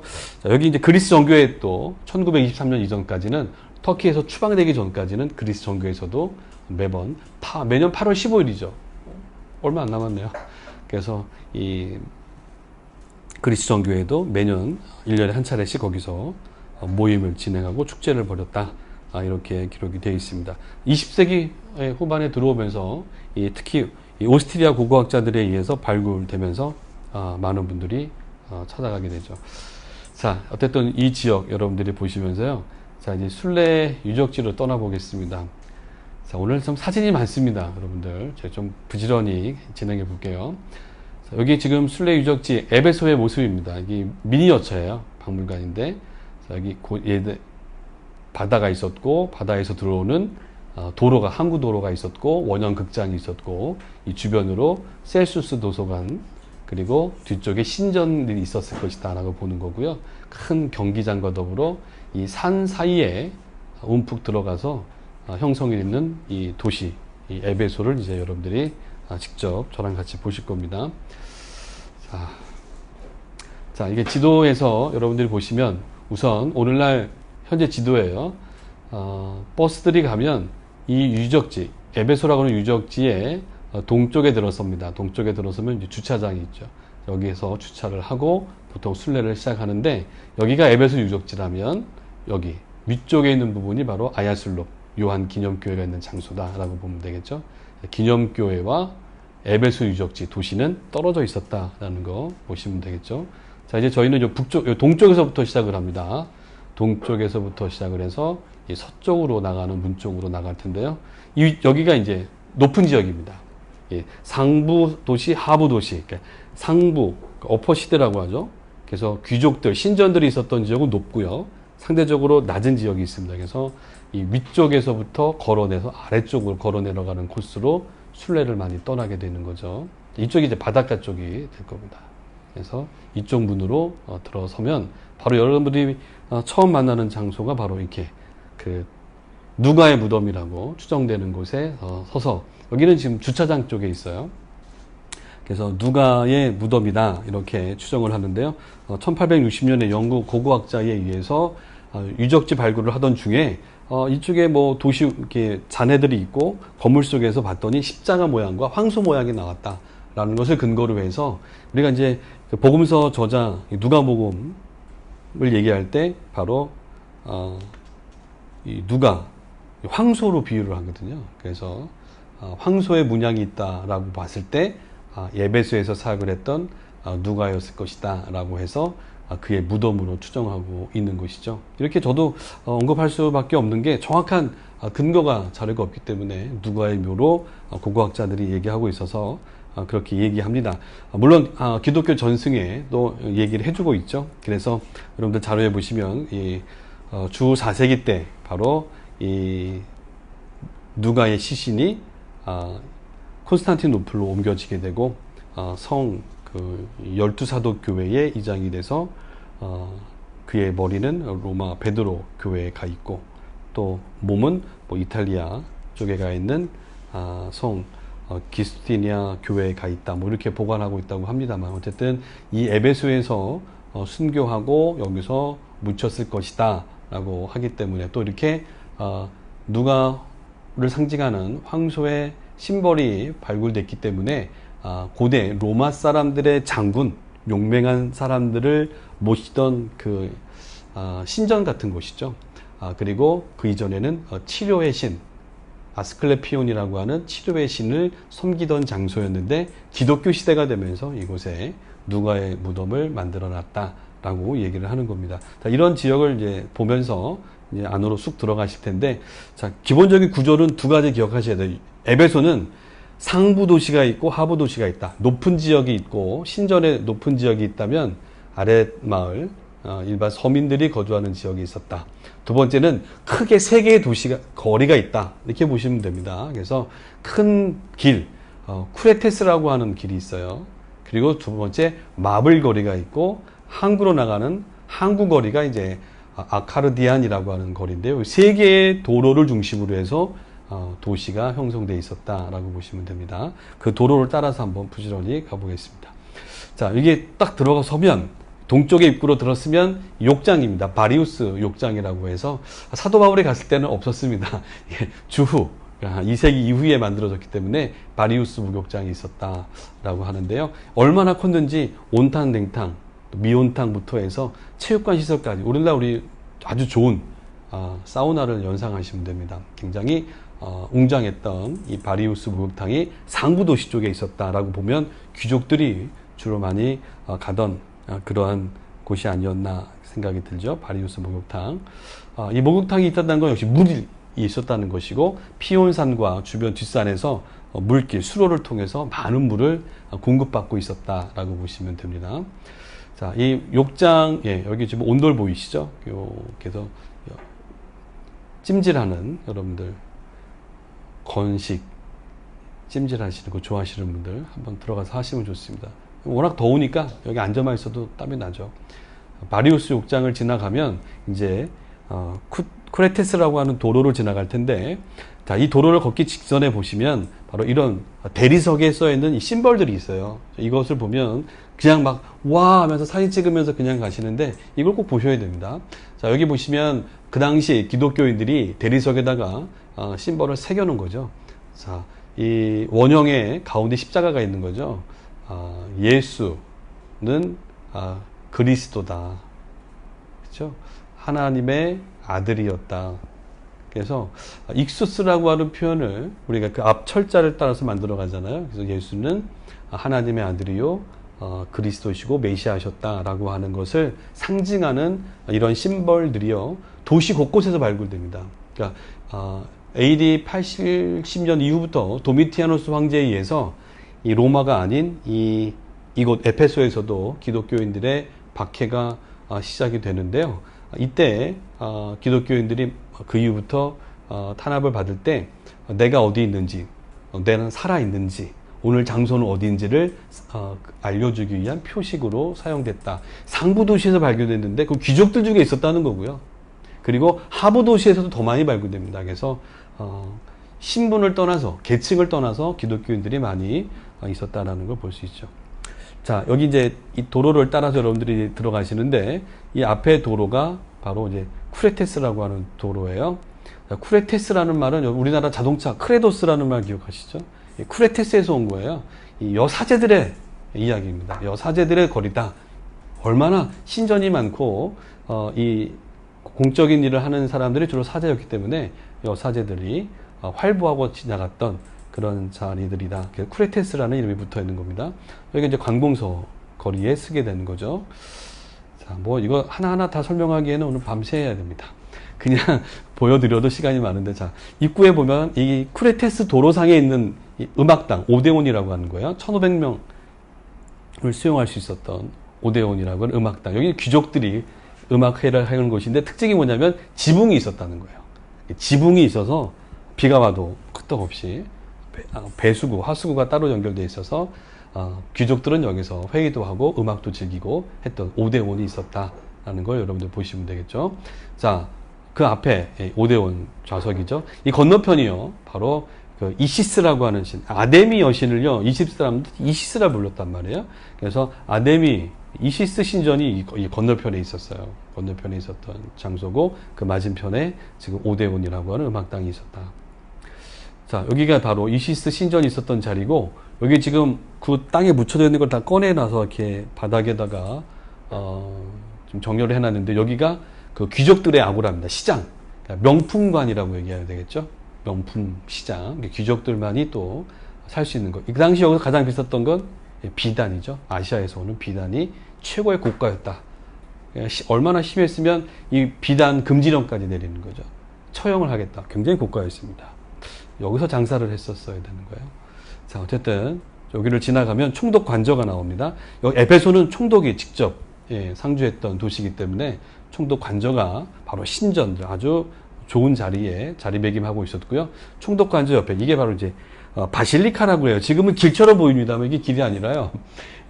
여기 위에 이게 기둥이 있고 기둥 위에 지붕이 있었겠죠. 직사각형 모양의 아주 긴 건물이 쭉 형태가 있어서 사람들이 오고 가면서 모임을 할 수 있었던 장소입니다. 바실리카라고 해요. 직사각형 모양의 많은 사람들이 모여들 수 있었던 로마 사람들의 건축 구조 이 얘기를 하는 겁니다. 바실리카. 지금은 이제 기둥만 몇 개 남아있기 때문에 여러분들 이렇게 보시는 거죠. 자, 이제 아데미 여신전이 있었는데요. 아데미 신전은 따로 있습니다. 큰 신전은 그 요한 기념교회 앞에 있고, 이거는 또 도시 안에 또 신전이 또 하나 또 세워져 있었다는 거죠. 365일 꺼지지 않는 불이 타오르면서 번영을 기원했던 아데미 여신은 그 당시 사람들의 뭐 남녀노소를 불문하고 모든 사람들이 신에 숭배했던 모든 걸 다 갖다 바치고 거기에 기원을 빌고 거기에서 얻어갔던 신전이 아데미였습니다. 자, 이게 바로 쿠레테스 거리예요. 그래서 여기를 신전 바로 앞에 쿠레테스 약간 경사가 있어서 되게 주의하셔야 됩니다. 그냥 넘어져요. 그래서 머리를 다치시는 분들이 간혹 있으시는데 굉장히 미끄러운 이 대리석으로 깔려있는 도로였다라고 보시면 되겠죠. 자, 이 거리를 따라 내려가는데요. 이 오른쪽에는 이제 유명 장군들, 귀족들, 전쟁에 나가서 큰 업적을 이룬 분들의 신전들이, 사당들이 오른쪽에 있었고 물이 흘러가고 있었을 겁니다. 왼쪽에는 이제 병원, 아스클레피온이라고 하는 종합병원도 있었고 바로 황제의 신전들이 왼쪽에 있어요. 좀 더 내려가 보겠습니다. 이 쿠레테스라고 하는 거리가 하나 나옵니다. 제일 먼저 만나는 거리예요. 자, 폴리우스라고 하는 귀족, 샘, 그런 사람들을 이제 기려주는 거죠. 기념해 주는 건데 바로 이렇게 분수대가 있는 장소도 내려가면서 만날 수 있습니다. 자, 폴리우스의 샘 뒤쪽으로 보면 이 건물이 보이거든요. 여기 이제 폴리우스의 셈이다. 여기가 이제 포럼이라고 해서 광장이라고 그래서 도로를 따라 내려와서 십자도로가 만나는 넓은 광장이었다. 여기 사람들이 주로 많이 모여 있었을 것이고요. 이 광장에 신전들이 가득했습니다. 자, 여기 이제 도미티아누스 황제 신전이 생기게 되죠. 그래서 살아있는 황제를 신으로 불리기 시작하면서 이 도미티아누스 황제 신전이 여기에 생깁니다. 그래서 이 신전이 되게 중요한 건요. 이 황제는요, 이 기독교인들을 구별하는 게 이 신전에서 절을 하게 하죠. 우리나라 예전에 그 신사참배 때처럼. 그러면 이 거리에 끌려와서 기독교인인지 아니면 기독교인이 아닌지를 구별하는 것은 절을 하냐 절하지 않느냐 확인할 수 있었다는 거죠. 여기에 불응하면 잡혀가서 핍박을 받을 수밖에 없고 재산을 뺏긴다든가 또 맹수의 밥이 되는 그런 처참한 극심한 핍박들이 이어져 갔었다. 이 도미티아누스 황제 때 AD 80년 이후입니다. 그러니까 이때 바로 사도 요한도 반모섬으로 유배를 가셨으니까요. 이 도미티아누스 신전이 제일 위쪽에 자리하고 있었다라는 거죠. 자, 그 옆에 뭐 니케 여신도 있고요. 우리 나이키라고 하는 니케 해군 여신, 니케 승리의 여신이죠. 자, 헬라클레스의 문입니다. 그래서 신전에서부터 이제 아래 길로 쭉 걸어 내려가실 텐데요. 이거 전부 다 크레테스라고 하는 길 위에 있는 유적들이 헬라클레스 신전. 그 다음에 크레테스 거리를 따라 내려가면 저 끝에 도로 아래쪽에 셀수스 도서관 쪽으로 이제 향하는데 그 주변이 뭐 귀족들의 집, 황제의 신전, 뭐 칠비합니다. 많은 신전들이 세워져 있었던 거죠. 자, 위쪽에서 아래쪽으로, 상부에서 하부 쪽으로 내려가는 크레테스 거리를 따라 내려가다 보면 이렇게 트라이아누스의 셈, 황제의 신전도 있었던 거죠. 그러니까 황제들을 기리면서 이게 2층짜리로 형성되어 있었다고 그래요. 여기 지금 그의 발이 형상되는데 발 아래쪽으로 물이 흘러내려왔었는데요. 이 트라이아누스의 셈이다라는 것도 바로 지나갑니다. 자, 그 다음에 만나는 이제 하드리아누스, 황제 신전 세트가 쫙 열려 있었던 거죠. 신전과 신전 사이에는 뭐가 있었을까요? 샵이 있습니다. 주얼리 샵처럼 황제 신전에 갖다 바치는, 또 그걸 사가지고 집으로 모셔가는 이런 업을 했던 사람들이 데메드리오 같은 사람들이었던 거죠. 그러니까 많은 사람들이 와서 황제의 신전에 가서 바치기도 합니다만 사가지고 가는 거죠. 작은 신전을 사가지고 가서 모시기도 하고 또 사서 바치기도 하고, 이게 아주 종교 산업이 발달했는데 예수 믿는 사람들이 많아지니까 이게 장사가 안 되는 거죠. 그러니 이 조합이 들고 일어나서 사도 바울 일행을 몰아내기 시작했던 거죠. 어쨌든 바울이 복음을 전하면서부터 이런 게 확산됐으니까요. 요한이 들어설 때까지 한 30년의 격차 시간이 있으니 얼마나 많은 신앙인들이 늘어났을까. 그리고 그 신앙인들이 신전의 발걸음을 멈추게 되면서 이 산업이 더 안 됐고 이로 인한 박해가 심했을 것이다. 자, 여기 신전에 쓰면 앞에 여신상이 있어요. 여기 티케, 행운, 너희들에게 행운이 있을지어다 하면서 행운을 빌어주는 신전이죠. 자, 할 얘기가 많아서 신전이 있는 거고요. 곧 뒤쪽에는 메두사 여신상 요것도 있습니다만 순례 오시면 제가 설명해 드리겠습니다. 오늘은 안 됩니다. 자, 여기 로마 귀족들 보통 4층짜리 집이었어요. 4층짜리 집. 그래서 1층, 여기가 1층이 아니라 0층이 되죠. 로비층이라고 하죠. 여기서부터 1층, 2층, 3층. 항상 로비층입니다. 그래서 엘리베이터에 보면 0층 표기되게 되는 게 그거죠. 자, 로마의 저택들. 아주 고관들의 저택이 있었고요. 아주 화려한 모자이크로, 여기 아주 집도 아니에요. 집 들어서기 직전에 마당에도 아주 모자이크로 화려하게 깔려 있었다.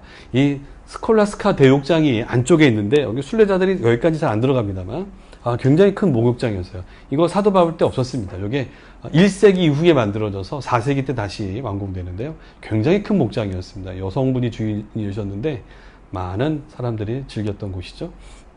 자, 여기가 스콜라스카 목욕탕. 여기는 또 힐하우스라고 하는 그 이후에 세워진 목욕탕. 어쨌든 엄청나게 많은 목욕탕이 생기는데 왜 아래쪽에 이렇게 목욕탕이 많았을까요? 여기가 이제 항구랑 가깝기 때문에 항구로 들어오는 많은 물건을 가지고 들어오는 사람들이 들어서면서 귀족들을 신전으로 가기 전에 목욕 재개도 해야 되기 때문에 여기 주변에 수백 명을 수용할 수 있었던 욕장들이 많았다라고 보시면 되겠죠. 정면에 보이는 게 셀수스 도서관입니다.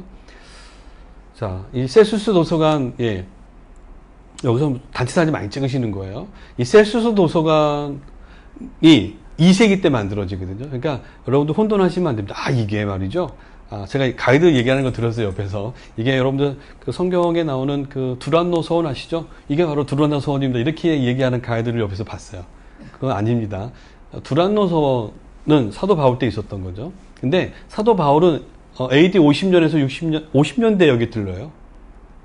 근데 이 건물은 그 100년 뒤에 만들어진 거예요. 이 총독 셀수스를 기념하기 위해서 후대에 만들어진 거기 때문에 사도 바울 때 이 도서관 없었습니다. 그러니까 여러분들이 오늘 기억을 해주셔야 되겠죠. 자, 그런데 놀라운 것은 이 셀수스 도서가 유적을 발굴하는데 이 부근 어딘가에서 비문이 하나 발견되는데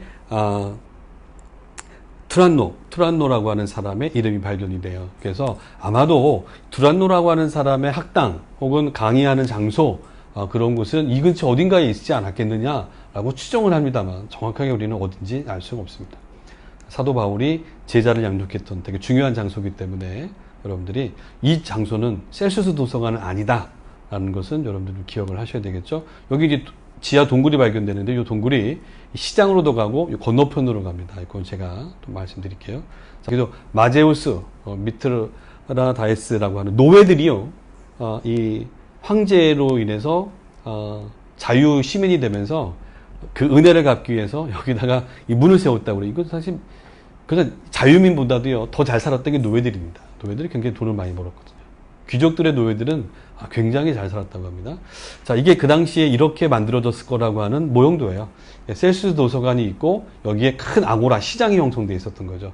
우리나라로 얘기하면 홈플러스 같은 큰 시장이 형성되어 있었고 바로 옆에 도서관이 있었다. 요 지도를 요 그림을 보시면 그 당시 얼마나 화려했을까라는 모습을 우리가 볼 수가 있는 거죠. 자, 그리고 이제 목욕장, 이렇게 우리나라 지금 웬만한 이 목욕장하고 똑같습니다. 이렇게 만들어져 있어서 수백 명씩 몰려들어서 목욕을 하고 운동을 했던 당시의 모습들이죠.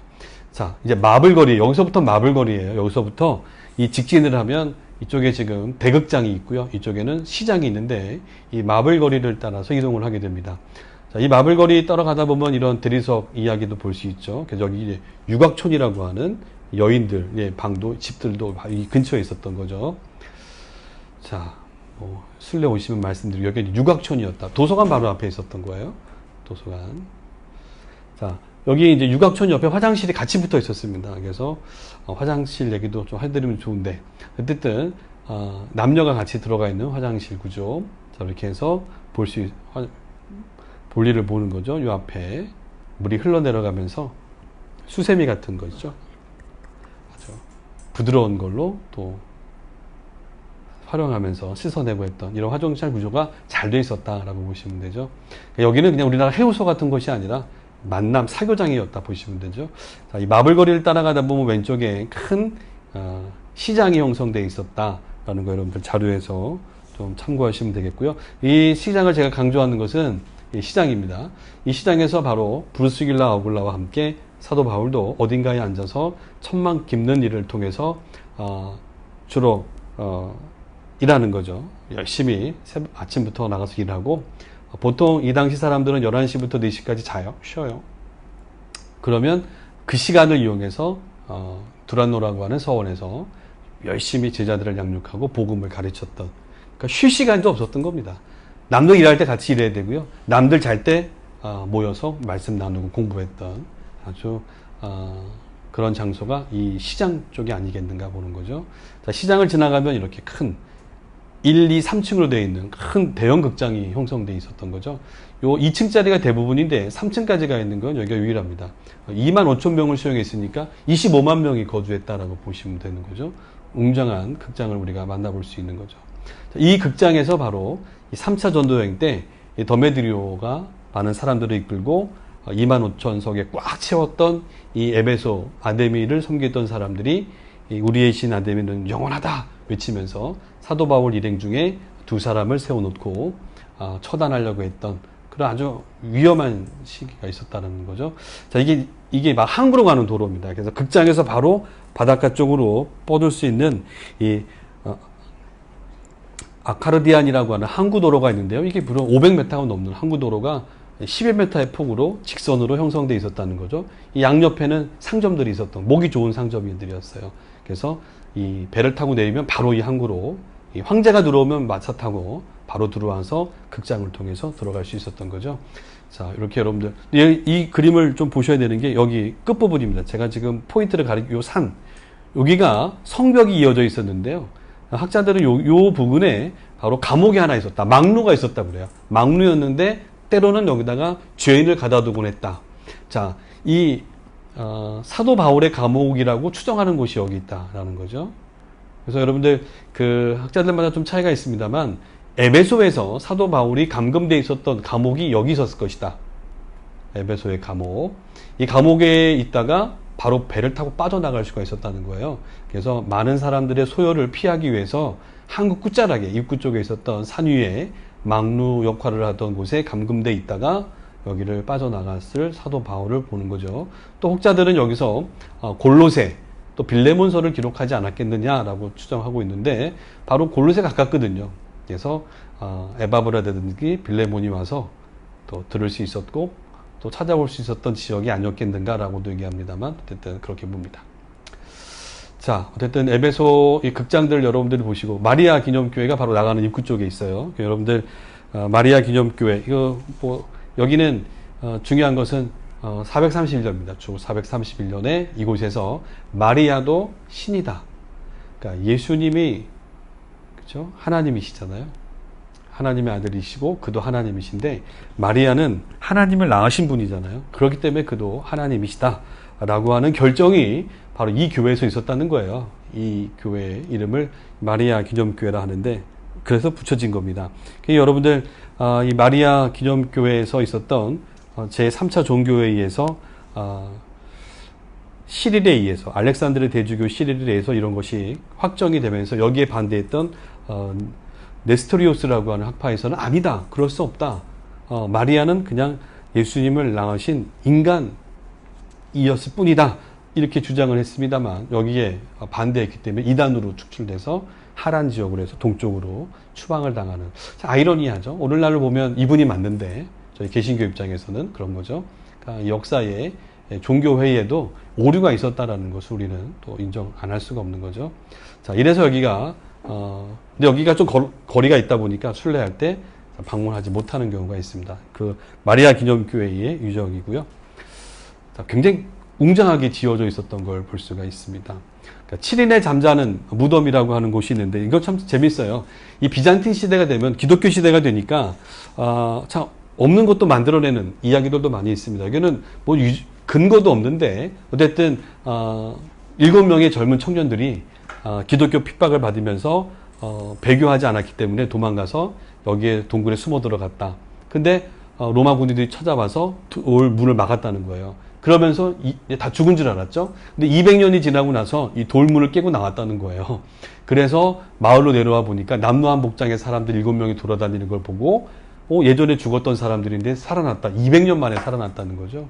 부활을 뭐 강조한다고 합니다만 전혀 근거가 없는데도 불구하고 이러한 것이 이 비잔틴 시대 때는 순례 또 코스가 되면서 많은 사람들이 이곳에 들려서 또 마음에 담고 가는 장소가 되어서 지금도 가서 보시면 마리아의 집 바로 아래쪽에 7명의 잠자는 무덤이 만들어져 있습니다.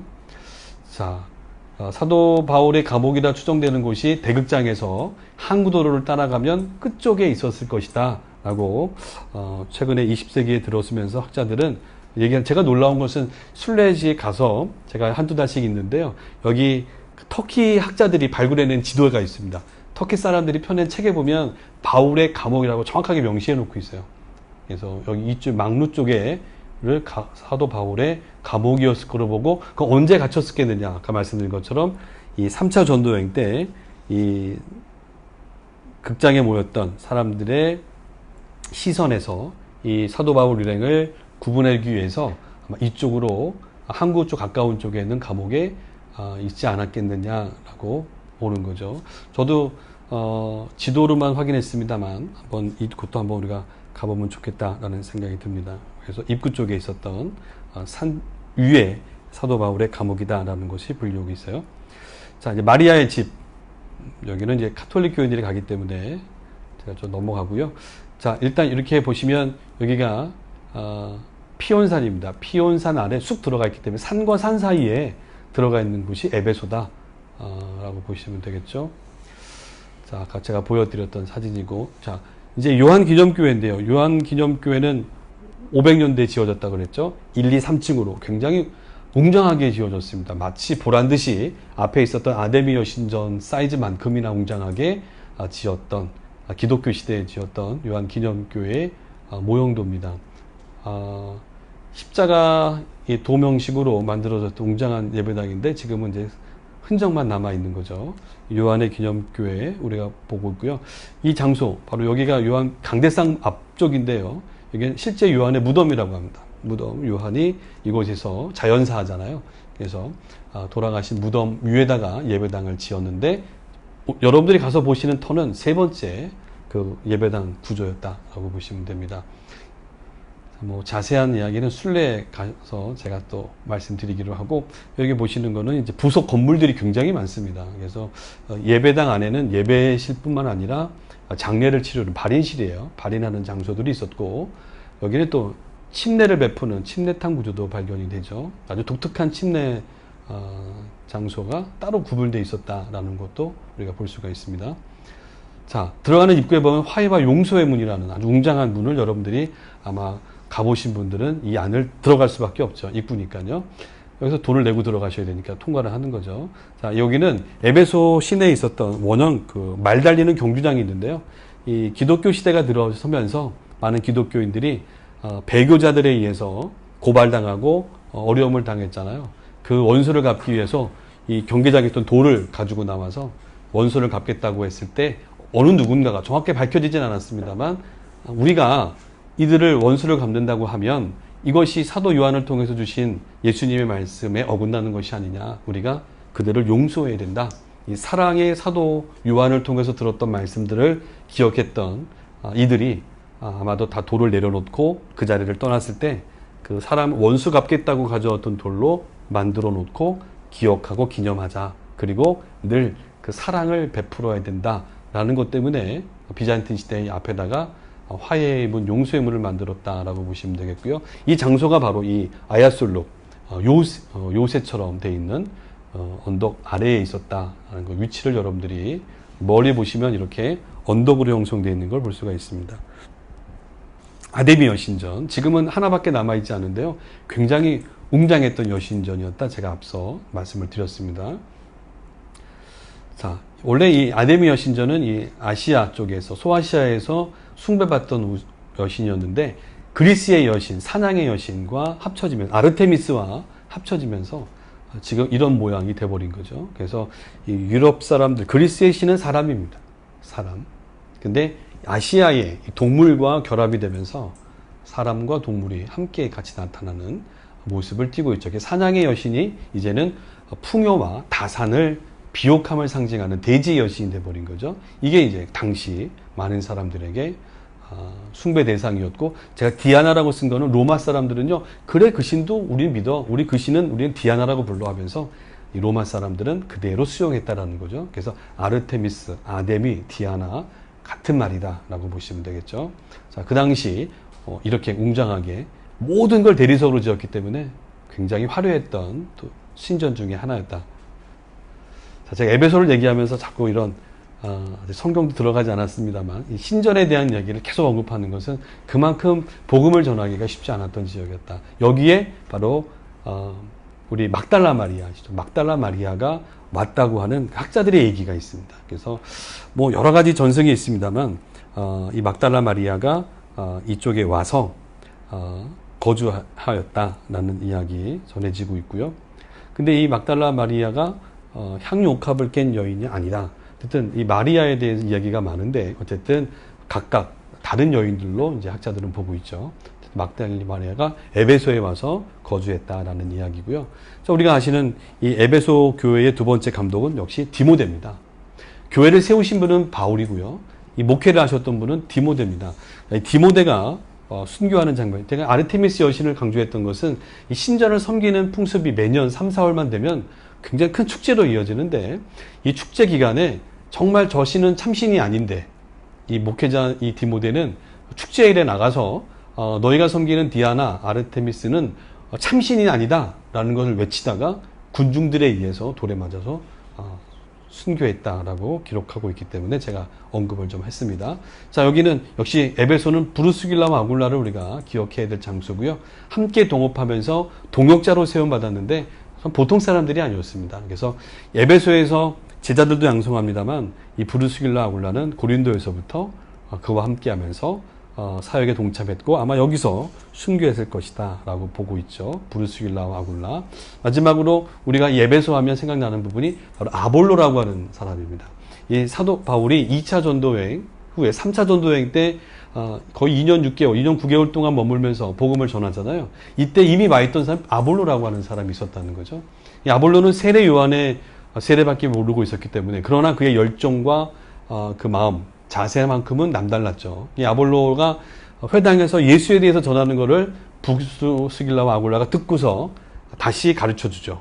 그러니까 이런 동역자들이 있었기 때문에 복음이 사도 바울 아니고서도 다른 동역자들을 통해서 확장되어져 가는데 큰 도움을 받았다. 이 FF 브루스도 이 브루스길라 아굴라를 그렇게 평을 하고 있는 겁니다.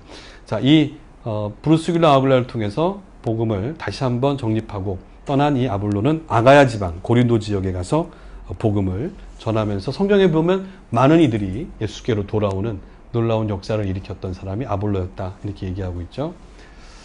자, 역시 많은 제자들과 더불어서 함께 사역했던 장소가 에베소였다. 제가 이제 요한계시록 말씀, 성경 말씀 마무리하면서 읽어갈 텐데요. 자, 다시 한번 요한계시록에 보면 자, 너희를 책망할 것이 나니 처음 사랑을 버렸다. 그리고 어디서 떨어진 일을 생각하고 처음 행위를 가지라. 이렇게 표현을 하고 있습니다. 행위에 연관되어 있었다라는 것을 이 요한은 에베소 교회를 향해서 지금 편지를 써나가고 있거든요. 자, 오늘 그래서 에베소가라고 할 때는 이 바울과 요한 그리고 에베소 공동체에게 에베소는 어떤 역할이었을까? 이 말씀으로 마무리하면서 마쳐볼까 합니다. 여러분들 에베소에서의 바울 역시 동역자들을 세운 거죠. 근데 그냥 동역자 세운 게 뭐 이렇게 대단하냐라고 하겠습니다만 제가 말씀드리고 싶은 것은 이 동역자들을 1차 전도여행, 2차 전도여행을 하면서 이 바울에게는 역시 함께 해야 되는 사역자들이 필요하다. 왜요? 복음을 전함에 있어서 숫자적인 문제도 있습니다만 복음을 전하는 곳에 교회가 생기거든요. 연약한 교회들이 생기는데 이 교인들을 믿음이 흔들리지 않도록 견고하게 세워줄 사람들이 필요한 거죠. 이게 역시 목회자의 마음이 있는 거죠. 이게 저는 하나님의 마음을 헤아렸던 이 전도자 바울이 아니었나 생각을 하는 거죠. 나는 복음을 전하고 딴 데로 가면 돼 라는 것이 아니라 누군가는 맡아서 끊임없이 이들을 양육해 주지 않는다면 그냥 쓰러질 거죠. 그 상황이 그랬었으니까요. 이것을 깨달았던 바울은 3차 전도여행 때 에베소에서 제자들을 양성하기 시작하고 이게 바로 예수님처럼 하셨던 방법을 그대로 그도 사용하면서 물론 시간도 걸리고 더디겠지만 그래서 아마도 에베소에서 오랜 시간을 두고 예수님이 제자들을 3년 양육했던 것처럼 그도 3년 정도 머무르면서 제자들을 키워내면서 일하면서 가르치고 그들에게 훌륭한 동역자로서 세워갔던 것은 예수님처럼 예수님의 방법을 그대로 수용하면서 복음의 현장에 하나님의 나라가 확장되는 데에 같이 가고자 하는 그런 마음이 있었던 자리가 에베소였다라는 것을 얘기하기 때문에 이런 모습에서 이 수리 안디옥과는 또 달랐던 현장이었다라고 말씀드릴 수가 있는 거죠. 자, 이 교회를 향한 권면을 끊임없이 쏟아내는데요. 이 에베소를 향한 이 바울의 마음은 여기서 끝나지 않습니다. 이 3차 도여행 마치고 되돌아오잖아요. 밀레토에서 바로 에베소의 장로들을 초청하죠. 장로들을 초청해서 그들을 붙잡고 그간 얘기를 나누지만 그들에게 하신 말씀이 있습니다. 그들을 이 양떼 같은 어린이들을 정말로 흔들리지 않도록 유혹당하지 않도록 잘 이끌어 달라고 하는 부탁을 하는 거죠. 그러니까 전도자 바울의 모습을 거기서 또 보는 거죠. 그게 아버지 하나님의 마음이 아니었겠습니까? 이런 마음으로 복음을 전하고 세워갔던 장소가 에베소였다라는 거죠. 이게 에베소서에 또 나타납니다. 에베소 교회를 향한 편지에서 역시 사도 바울은 떨어져 있지만 에베소 교회, 그가 그렇게 애를 썼던 교회 중에 한 군데를 보는 거죠. 에베소 교회만 그런 게 아니죠. 고린도 교회도 마찬가지입니다. 그러니까 사도 바울은 어느 한 교회를 편애한 게 아니라 복음을 전해진 곳에 교회가 생기고 그 연약한 성도를 향해서 끊임없이 그가 해줄 수 있는 최선을 다해주고 있는 거죠. 그리고 그 현장에 있는 동역자들이 그들을 위해서 목양할 때 이 기독교 신앙인들은 신앙을 이어갈 수 있었다는 거죠. 이곳이 바로 아버지 하나님의 마음을 헤아렸던 이 바울이었기 때문에 이렇게 끊임없이 서신을 통해서도 외치고 있고 파송을 해줬던 겁니다. 결국 이 교회가, 이 장로들이 여기서 바울의 말을 잘 기억했어야 돼요. 정말 어려운 시기입니다. 그러니 이 양떼들을, 이 교인들을 정말 말씀으로 흔들리지 않도록 잘 하셔야 됩니다. 주의하셔야 되고 긴장하셔야 되고 여러분들은 지도자로서 이 교회를 잘 양육해야 됩니다라는 말을 기억했어야 되는데 안타깝게도 한 20, 30년이 지나고 나서 오늘 사도 요한을 통한 편지를 보면 에베소 교회는 흔들렸다라는. 물론 칭찬을 많이 받습니다. 많은 칭찬이 있습니다만 그럼에도 불구하고 너희에게 책망할 것이 있나니 처음 사랑을 버렸다. 첫 행위를 버렸다고 하는데 굉장히 중요한 단어거든요. 많이 있어도 사랑이 없으면 아무것도 아니라고 외쳤던 이 바울의 이야기도 생각해 본다면 이 첫사랑의 이야기, 다시 한번 말씀드리겠습니다만 이 밀레토의 장로들이 사도 바울의 이야기를 잘 귀담아 듣고 했었더라면 어땠을까라는 마음도 들죠. 사실 그거는 우리에게도 행하신 말씀이 아닌가 생각이 듭니다. 이 바울은요, 에베소는 또 하나가 있습니다. 바로 이 전도자의 사명을 다시 고취하는데요. 야, 이 정도면 됐지. 내가 지금 쌓아놓은 이 정도면 나는 충분해라고 해서 머무르지 않습니다.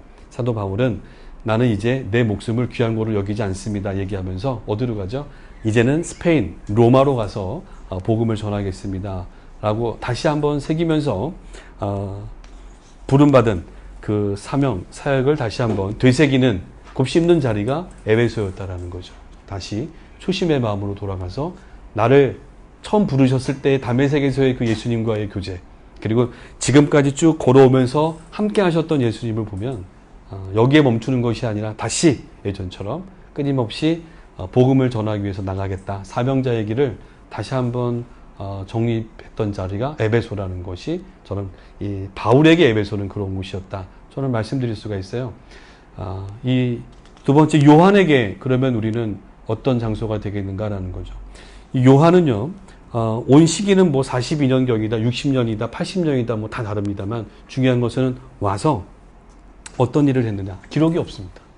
저희 목사님이 쓰신 예전에 토비아 선교회에서 강의하셨던 자료, 강 목사님의 자료를 좀 참조했습니다만 이 에베소에서의 사역은 어머니 마리아를 봉양했을 것이다. 근데 그것도 되게 중요한 겁니다. 저는 그렇게 봅니다. 십자가상에서 예수님이 하셨던 마지막 그에게 개별적으로 주셨던 그 분부는 이 요한은 잊을 수가 없는 겁니다. 그래서 다른 사도들은 다 나가서 여러 지역에 가서 복음을 전하고 순교의 자리에 들어서도 물론 본인도 하고 싶겠지만 예수님이 특별히 내게 맡겨진 사역은 일단 어머니 마리아를 모시는 겁니다. 그래서 에베소라고 하는 지역에 와서 어머니 마리아를 모시고 뭐 학자들은 11년 동안 있었다라고 합니다만 그 세월이 언제인지 모르지만 어머니 마리아를 봉양할 때까지는 침묵하면서 지내고 있었죠. 끊임없이 그의 최선을 다하는 겁니다. 일상 속에서요, 어머니와 함께 살아가면서 수발을 들면서 아들로서 그 삶을 같이 가는 게 사실은 굉장히 귀중했던 거죠. 그리고 나서 이 마리아가 돌아가시고 난 이후에 드디어 사역에 뛰어들게 되는 거죠. 그래서 이 요한의 사역은 저는 한 가지로 얘기하면 일상 속에서 살아가면서 하나님의 자녀다운 모습을 드러낸 시간이었다라고 봐요.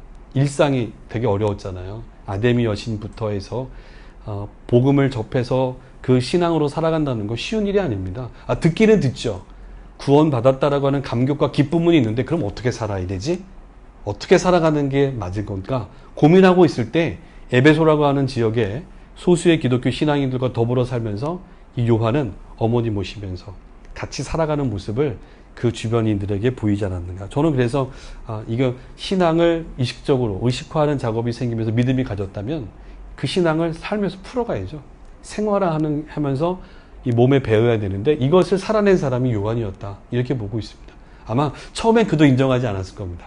그러나 시간이 지나고 나서 아마도 주님께서 나를 그렇게 사용하신 것은 아마 그렇게 주변 사람과 더불어 살아가면서 그 예수님이 줄여주신 사랑의 삶이 뭘까라는 것을 예수님과 함께 했던 사람이 요한이잖아요. 그의 권위와 그 존경은 대단했습니다. 그가 어떻게 살아가는지가 주변 사람들에게 아주 모범이 되는 거죠. 그래서 사랑의 사도라 불렸던 사람답게 아마도 삶 속에서 같이 일하고 밥하고 설거지도 하고 빨래도 하고 일 다 하면서 살아가는 모습 속에서 그는 예수 믿는 사람은 이렇게 사셔야 돼요 라는 것을 말이 아니라 몸으로 삶으로 드러낸 장소가 에베소의 모습이었다. 저는 그렇게 한번 추정하면서 생각을 하고 정리를 해봅니다. 누구보다도 사랑을 강조했던 사람이었기 때문에 우리가 더 마음을 두고요. 저는 강 목사님의 그 자료에서 남겨진 자라는 남은 자의 이야기를 통해서 그렇죠. 그렇게 남겨졌던 것이라는 거죠. 그런 남겨진 자는 사실 그때는 잘 몰랐을 거고요. 두루두루 이제 마리아가 세상을 뜨고 난 이후에 그는 소아시아 7교회를 두루 다니며 순회하며 목회했거든요. 순회지 바울과 또 바울의 전도자들이 복음을 전하며 세워진 교회들을 두루두루 다니면서 복음을 전하고 양육했던 나이가 주로 80, 90입니다. 그 노후에 그 지역을 다니면서 그들을 찾아가서 말씀을 전하고 권면하면서 그리고 오늘 이 요한 사도는 계시록을 통해서 에베소 교회에게 써주는 말씀이요. 바로 너희가 그 사랑을 버렸다는 거예요. 처음 사랑을. 처음에 그냥 그 열정만이 아니라 그래서 요한일서 제가 언급하겠습니다만 요한일서에 바로 하나님의 계명을 지키는 것이 사랑이다라는 거죠. 너희가 처음에 아데미 여신의 그런 환경 가운데서 세상 사람들과는 결이 다른 삶으로 살아가는 것, 예수님이 주신 말씀을 따라 지키며 살아가는 것이 하나님의 사랑의 모습이었는데 너희가 그 계명을 지키는 그 모습을 잃고 있다라는 거죠. 왜냐하면 그때보다 지금 시간은 30년이 지났어요. 30년이면요 많은 교회의 부흥과 성장이 있었을 겁니다. 교회는 교회대로 성장하고 확장되어 갔겠지만 열심은 있지만 그 속에 정말 자리 잡고 있었던 그 순수한 마음으로 진실되게 말씀을 지켜가려고 행위들은 내 눈에 보이지 않는다는 거죠. 그것이 다시 어디서부터 없어졌는지를 회복해라라는 것이죠. 그리고 처음 행위를 가져라. 이 말씀을 던지고 있을 때 이 노구의 이 요한이요. 아까 그 성체 위에 언덕 위에서 이 편지를 써나갈 때 아마 그런 생각이 막 주마등처럼 지나갔을 겁니다. 이러기 위해서 예수님께서 내게 그때 나에게 특별히 그때 사명을 주셨나? 아마 다른 사도들처럼 다른 지역에 가서 복음을 전했으면 아마 이 자리에 없었겠죠. 주로 제자들은 60년에서 70년 사이에 전부 다 순교자의 반열에 들어서겠죠. 그러나 그 시기에 그는 아무 활동도 하지 않고 에베소에서 조용하게 지내면서 있었던 거죠. 있으면서 나를 그렇게 두셨던 이유는 아마도 오늘을 위해서 준비하셨던 거구나. 그래서 나를 남겨두셨고 오늘 사용하시는구나. 이렇게 풀어가 본다면 여러분들 너무 조급해 하시거나 저희 가끔 선교사님들 만나고 그러면 파송을 받았고 준비를 했는데 너무 조급합니다라는 분 많이 만나요. 저도 그랬거든요. 근데 그렇기 때문에 지금이 중요한 것 같습니다. 하나님 언젠가 우리를 사용하시는데 지금도 내 사역지라는 거고 지금도 우리가 사역할 장소인 거죠. 오늘 하루를 최선을 다해 살아내지 않으면 내일도 없는 거죠. 오늘 내게 맡겨진 일이 어떻게 보면 주님이 내게 주신 사명이지 않겠습니까? 거기에 최선을 다해갔던 분이 바로 요한이다. 저는 그렇게 봅니다. 그래서 이 요한이 이 요한계시록을 통해서 에베소 교회를 책망하면서 또 권면하면서 돌아오기를 바랬던 이 자리에서의 그런 남겨진 마지막 말씀은 그런 것이었다라고 말씀을 드리겠고요. 마지막으로 이 에베소 교회는 그러면 우리는 어떻게 봐야 되느냐는 거죠. 에베소 교회는 사도 바울에 의해서 개척이 됐고요. 그 되게 화려한 교회입니다. 설립자가 바울이고요. 훌륭한 동역자들이 있었고 디모데가 또 두 번째 목사님이셨고 세 번째 목사님은 또 유명하죠. 이 노예였다가 신앙생활하면서 하나님의 종이 된 오네시모였단 말이죠. 그리고 그 옆에는 든든한 요한이 있었습니다. 이 훌륭한 감독자들과 동역자들이 있는 가운데 교회는 성장해 갔습니다만 그럼에도 불구하고 하나님의 마음으로 봤던 에베소 교회는 사랑을 잃었던 거죠. 에베소 교인들에게 그들의 그 열심과 충성과 헌신이 있었던 자리지만 역시 그 자리에서 그들은 사랑을 잃어버렸던 것이죠. 그래서 오늘 조금 이 말씀을 정리하면서 여러분들 여기다가 여러분들의 더 많은 것을 얹으시면 되겠습니다만, 이 장소를 봤을 때 에베소, 사도 바울에게 에베소는 역시 그 전도자로 부름을 받아서 그 사역을 감당함에 있어서 거기에 멈추지 않게 하시고 끊임없이 성령을 통해서 예수님께로 돌아가게 하고 예수님의 마음으로 회복하게 하고 예수님의 마음을 품고 이 전도자의 사역을 감당할 수 있게끔 끊임없이 그 길을 걷게 해주셨던 자리가 바로 에베소였다. 저는 그렇게 한번 정리를 해봅니다. 이 요한에게 있어서 에베소라면 바로 이해할 수 없는 인내의 시간, 고치의 시간이죠. 정말 이 묵은지 담그던 것처럼 오랫동안 하나님 편에서 담궈 놓으신 겁니다. 그의 때를 위해서. 근데 우리는 그거를 사실 분간을 못할 뿐이죠. 그런 장소에서 이 세속적인 것들로부터 거부할 줄 알고 끊임없이 하나님의 자녀다운 삶이 뭔지를, 무엇인지를 살아내는 것에 하나님은 나를 사용하셨고 나는 또한 그렇게 살아냈다라는 거죠. 완벽하진 않았겠지만 그것이 이 요한에게는 에베소의 장소였다라는 거죠. 그리고 하나님이 이제서 나를 이렇게 사용하시는 걸 보면 하나님은 역시 큰 계획을 가지고 우리를 이끌어 가시는 그런 사랑의 하나님이시구나라는 것을 고백했던 장소가 에베소인 거죠. 이 에베소 교인들은 역시 처음 사랑을 잃었던 자리입니다. 교회를 떠나간 것도 아니지만 교회에 있음에도 불구하고 첫 행위를 다시 회복해야 되는 자리가 됐던 것이죠. 그래서 오늘 우리 말씀을 정리하면서 요즘 그 예능 프로그램에 비긴 어게인이라는 TV를 저도 참 재밌게 봅니다만 다시 시작하는 겁니다. 초심으로 돌아가는 거예요. 그런 면에서 이 에베소는 바울에게, 요한에게, 그리고 에베소 교회들에게는 다시 내가 처음 예수님 만났을 때, 그리고 내가 처음 예수님을 섬길 때의 그 신앙의 형태로 되돌아가는 자리, 내가 처음 예수님과 동행하면서 예수님으로부터 배우고 받았던 삶의 본을 풀어내는 자리, 처음으로 되돌아가는 자리가 에베소가 아니었나. 저는 이렇게 순례를 하면서 또 여러분들과 말씀을 나누는데 오늘은 이 성경 공부를 통해서 여러분들과 한번 에베소의 장소를 나눠봤습니다. 지난주에 배웠던 히에라볼리가 동행의 자리라면 오늘 이 에베소는 다시 비긴 어게인 하는 자리, 다시 되돌아가서 처음의 마음으로 회복하고 행위를 회복해서 주신 사역에 또 매진하는 장소, 그런 자리 되는 것이다 생각하고요. 여러분들은 어떠십니까? 여러분들이 지금 서 있는 장소에서 여러분들은 어떤 의미이신지 한번 여러분 스스로에게 한번 되물어 봤으면 좋겠습니다. 오늘 여러분들이 서 있는 삶의 현장, 사역의 현장은 우리 여러분들에게, 전도사님에게 어떤 의미가 있는지, 전도사님에게 오늘 샬롬 교회는 그런 사역자로서의 장소로서 나에게 이곳은 어떤 의미가 있는가 한번 곰곰이 묵상하고 더 나아갔으면 좋겠습니다. 기도하겠습니다.